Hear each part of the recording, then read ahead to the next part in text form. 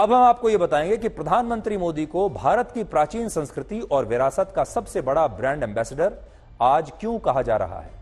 लगभग 1600 वर्ष पुराने जिस नालंदा विश्वविद्यालय को वर्ष 1193 में मुस्लिम आक्रमणकारी बख्तियार खिलजी ने नष्ट कर दिया था, उस नालंदा विश्वविद्यालय को प्रधानमंत्री मोदी ने आज अंतर्राष्ट्रीय खबरों में लाकर, हेडलाइंस में लाकर उसकी प्रसिद्धि को फिर से जीवित कर दिया है। आज प्रधानमंत्री मोदी ने बिहार के नालंदा विश्वविद्यालय के नए परिसर का उद्घाटन किया, जिसमें 2 नए एकेडमिक ब्लॉक हैं, 40 कक्षाएं, 300 सीटों का एक बहुत बड़ा ऑडिटोरियम और 550 छात्रों के लिए एक हॉस्टल तैयार किया गया है। और यह कोई सामान्य उद्घाटन नहीं है। इस उद्घाटन के लिए प्रधानमंत्री मोदी, भारत के विदेश मंत्री एस जयशंकर और 17 देशों के राजदूत और प्रतिनिधि और बिहार के मुख्यमंत्री नीतीश कुमार खुद नालंदा विश्वविद्यालय में आज उपस्थित थे, जिससे आप समझ सकते हैं कि इस विश्वविद्यालय के नए परिसर का महत्व न सिर्फ भारत के लिए बल्कि पूरी दुनिया के लिए कितना बड़ा है। आज से 900 वर्ष पहले तक नालंदा विश्वविद्यालय दुनिया में शिक्षा का सबसे बड़ा केंद्र था और यह दुनिया का पहला आवासीय विश्वविद्यालय था जिसे मुस्लिम आक्रमणकारी बख्तियार खिलजी ने नष्ट करने के लिए उसमें आग लगवा दी थी। और बाद में कई सदियों तक इस विश्वविद्यालय के जले हुए अवशेष खंडर जैसी स्थिति में रहे थे। ये जो तस्वीर भी आप देख रहे हैं, इसके पीछे आप नालंदा के खंडर देख रहे हैं। वर्ष 2010 में आए एक अधिनियम के तहत ऑस्ट्रेलिया, बांग्लादेश, भूटान, कंबोडिया, चीन, इंडोनेशिया, म्यांमार, सिंगापुर, दक्षिण कोरिया, श्रीलंका और थाईलैंड जैसे देशों के सहयोग से इस विश्वविद्यालय को पुनर्जीवित करने का प्रयास शुरू हुआ और जिस विश्वविद्यालय को जलाकर राख कर दिया गया था, आज उसी के नए परिसर का उद्घाटन हुआ। और यह बदलाव कितना बड़ा है उसे आप इन 2 तस्वीरों से समझ सकते हैं, जिनमें एक तरफ नालंदा विश्वविद्यालय के खंडित अवशेष हैं और दूसरी तरफ अब इस विश्वविद्यालय का बिल्कुल नया चमचमाता हुआ परिसर है। और आज इस उद्घाटन समारोह में प्रधानमंत्री मोदी ने कहा कि नालंदा को जलाया जा सकता है, लेकिन उसके ज्ञान को मिटाया नहीं जा सकता।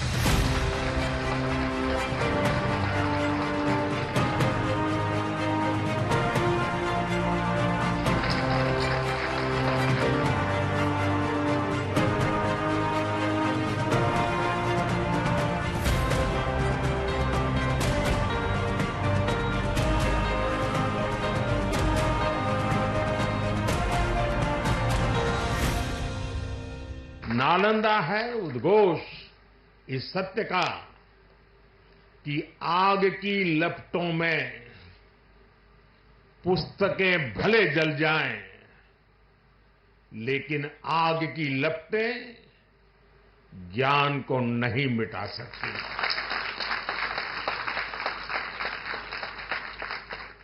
नालंदा के ध्वंस ने भारत को अंधकार से भर दिया था। अब इसकी पुनर्स्थापना भारत के स्वर्णिम युग की शुरुआत करने जा रहा है। अपने प्राचीन अवशेषों के समीप नालंदा का नवजागरण, ये नया कैंपस विश्व को भारत के सामर्थ्य का परिचय देगा। नालंदा बताएगा जो राष्ट्र मजबूत मानवीय मूल्यों पर खड़े होते हैं, वो राष्ट्र इतिहास को पुनर्जीवित करके बेहतर भविष्य की नींव रखना जानते हैं। आज दुनिया भर में जितने सम्मान के साथ ऑक्सफोर्ड और कैम्ब्रिज जैसी यूनिवर्सिटीज का नाम लिया जाता है, उससे भी ज्यादा सम्मान एक जमाने में भारत के इस नालंदा विश्वविद्यालय का था, जिसकी स्थापना ऑक्सफोर्ड यूनिवर्सिटी से भी 500 वर्ष पहले 5वीं शताब्दी में हुई थी। और दुनिया को शून्य देने वाले आर्यभट्ट इसी नालंदा विश्वविद्यालय के प्रमुख हुआ करते थे। यह दुनिया का पहला ऐसा विश्वविद्यालय था जहां कोरिया, जापान, चीन, इंडोनेशिया, पर्शिया और टर्की से छात्र पढ़ने के लिए खास तौर पर भारत आते थे। और यह एक ऐसा विश्वविद्यालय था जहां 1500 साल पहले 10,000 छात्र दुनिया भर से एक साथ पढ़ते थे। और दुनिया में इसके जैसा कोई और दूसरा विश्वविद्यालय उस समय नहीं था, और ना ही इस विश्वविद्यालय में आसानी से किसी छात्र को प्रवेश मिल सकता था। उस समय नामांकन के लिए इच्छुक छात्रों को नालंदा विश्वविद्यालय में प्रवेश के लिए महापंडितों के समक्ष एक बहुत ही कठिन साक्षात्कार और परीक्षा देनी होती थी।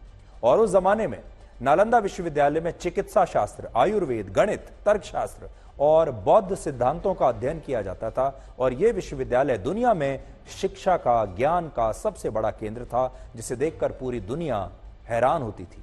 और लोग भारत के इस समृद्ध इतिहास और विरासत को दुनिया के लिए एक उपहार मानते थे। सबसे बड़ी बात यह कि जब दुनिया में पुस्तक छापने की मशीन तक नहीं आई थी, तब नालंदा विश्वविद्यालय की लाइब्रेरी में हाथ से लिखी 90 लाख पांडुलिपियां यानी 90 लाख पुस्तकों का एक बहुत विशाल संग्रह मौजूद था। सोचिए, 90 लाख पुस्तकें, पांडुलिपियां उस जमाने में थी जो हाथ से लिखी गई थी। लेकिन 12वीं शताब्दी के अंत में जब मुस्लिम आक्रमणकारी बख्तियार खिलजी को नालंदा विश्वविद्यालय की प्रसिद्धि के बारे में और उसके इतिहास के बारे में पता चला, तो उसे ऐसा लगा कि यह विश्वविद्यालय इस्लाम धर्म के लिए एक चुनौती बन सकता है। जिसके बाद बख्तियार खिलजी की सेना ने बौद्ध भिक्षुओं पर हमला कर दिया और नालंदा विश्वविद्यालय को नष्ट करने के लिए उसमें आग लगा दी। क्योंकि उस समय इस विश्वविद्यालय की लाइब्रेरी में 90 लाख पुस्तकें थीं, इसलिए खिलजी के हमले के बाद यह विश्वविद्यालय लगभग 3 महीनों तक आग में ऐसे ही धधकता रहा। और इस तरह दुनिया का सबसे पहला और सबसे बड़ा विश्वविद्यालय समाप्त हो गया, नष्ट हो गया, राख में मिल गया। और बड़ी बात यह है कि बाद में भारत के ही लोग इस हमले को भूल गए और कई बड़े हिंदू राजाओं ने स्वयं इन मुस्लिम आक्रमणकारियों से हाथ मिला लिया था। सबसे दुख की बात यह है कि उन 90 लाख पांडुलिपियों में जो भारत में ज्ञान का जो पूरा भंडार था, इतना बड़ा ज्ञान का भंडार, वो सारा के सारा नष्ट हो गया। और ज्ञान के मामले में उस समय भारत बहुत पीछे चला गया। और वो ऐसा ज्ञान था जिसे दोबारा अर्जित करना बहुत मुश्किल काम था।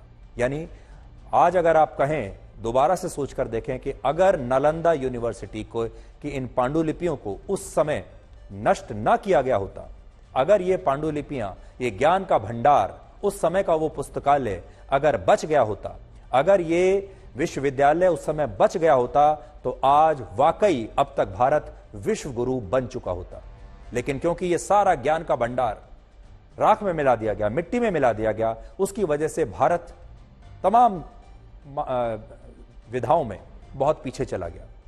मुस्लिम आक्रमणकारियों और मुगलों ने भारत के प्राचीन इतिहास और हिंदू धर्म को खत्म करने की बहुत सारे प्रयास किए, जिसके लिए मंदिरों को तोड़ा गया और नालंदा जैसे कई विश्वविद्यालयों को नष्ट करने की कोशिश की गई। लेकिन हिंदू धर्म इसलिए कभी समाप्त नहीं हुआ क्योंकि हिंदू धर्म वो धर्म है जिसमें पृथ्वी, आकाश, अग्नि, जल, वायु, पेड़ पौधे, नदियां, पर्वत, सूर्य और यहां तक कि चंद्रमा की पूजा की जाती है। और क्योंकि ये सब कभी भी समाप्त नहीं हो सकते, इसलिए हिंदू धर्म भी कभी समाप्त नहीं हुआ। और जब ये बात मुस्लिम आक्रमणकारियों को समझ आई, तो उन्होंने भारत के लोगों की सोच में एक वैचारिक बदलाव लाने की कोशिश की, जिसका नतीजा यह हुआ कि हम नालंदा की विरासत से दूर हो गए और हमने ऑक्सफोर्ड जैसे विश्वविद्यालयों को सर्वश्रेष्ठ मानना शुरू कर दिया।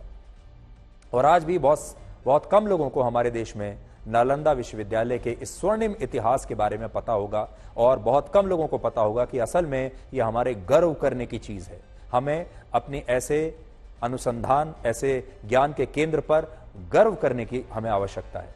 लेकिन प्रधानमंत्री मोदी अब एक नई कोशिश कर रहे हैं जिसमें वो G20 जैसे अंतर्राष्ट्रीय समिट्स के दौरान और उनके जरिए दुनिया को नालंदा विश्वविद्यालय की प्रसिद्धि के बारे में बताते हैं। और ये तस्वीरें आपको जरूर याद होंगी जब पिछले साल भारत में दिल्ली में G20 समिट हुआ था और अमेरिका के राष्ट्रपति जो बाइडेन दिल्ली के भारत मंडपम में नालंदा विश्वविद्यालय की इस प्रतिमूर्ति को देखकर काफी हैरान हो गए थे और तब प्रधानमंत्री मोदी ने विस्तार से उन्हें नालंदा विश्वविद्यालय के बारे में समझाया था।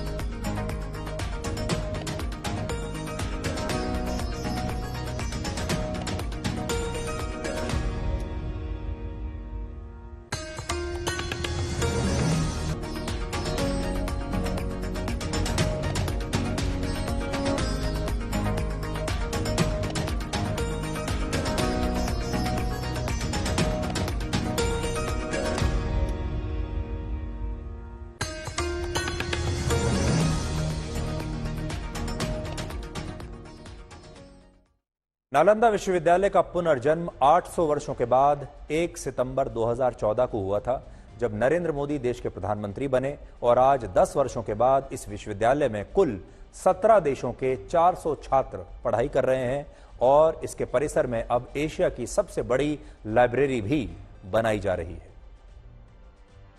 आज इस समारोह के दौरान नालंदा विश्वविद्यालय के साथ कुछ इन तस्वीरों की भी चर्चा हो रही है जिनमें बिहार के मुख्यमंत्री नीतीश कुमार अचानक से प्रधानमंत्री मोदी का हाथ पकड़कर उन्हें कुछ कहते हैं और इसके बाद प्रधानमंत्री मोदी भी उन्हें कुछ बताते हुए हंसने लगते हैं। लेकिन लोगों को समझ में नहीं आया कि उस समय नीतीश कुमार आखिर प्रधानमंत्री मोदी को क्या कहना चाह रहे थे। देखिए जरा।